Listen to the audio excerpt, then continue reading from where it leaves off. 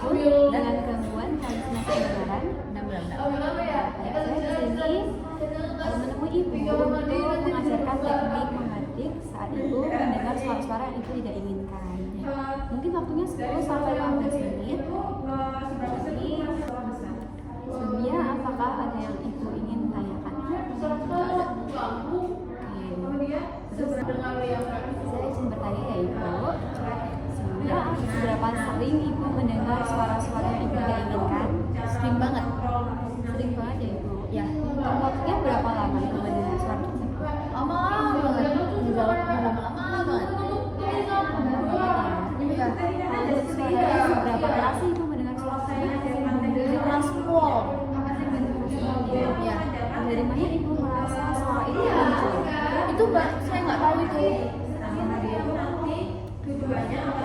Apakah ibu yakin betul kalau itu suara dari ibu sendiri atau berasal dari orang lain? Yakin sih mbak ya. Kalau ketika di suaranya seberapa sering sih itu berisi soal ataupun hal yang negatif? Kayaknya negatif banget mbak.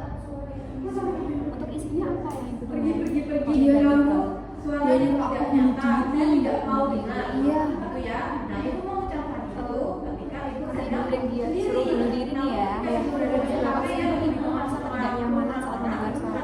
Nggak nyaman banget mbak, suruh bunuh diri aku. Seberapa besar sih ketidaknyamanan yang ibu rasakan? Nyaman banget. Ya, untuk gangguan sehari-hari ibu merasa seberapa besar? Saya jadi takut kemana-mana sih mbak.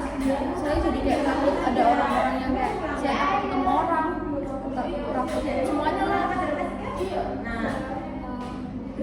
Seberapa sulit ibu untuk mengendalikan suara tersebut? Susah mbak, itu selalu muncul masalahnya. Sekarang saya akan mengajarkan ibu untuk teknik menghadik biasanya ada pasien halusinasi pendengaran itu akan merasakan gangguan ya dari pendengaran yang muncul tiba-tiba.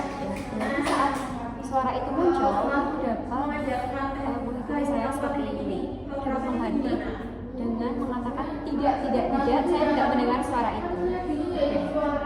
Jika ibu mendengar suara yang tiba-tiba muncul, ibu dapat membentak suara tersebut dengan mengatakan tidak mendengar suara. Sambil mengutuk telinga juga.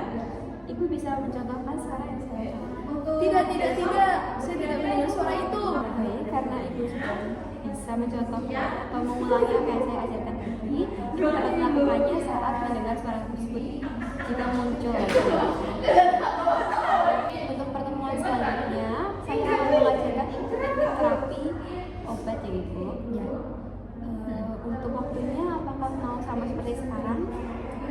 Tempatnya ibu mau di sini lagi? Boleh? Kalau begitu saya izin pamit ya ibu. Selamat bertemu.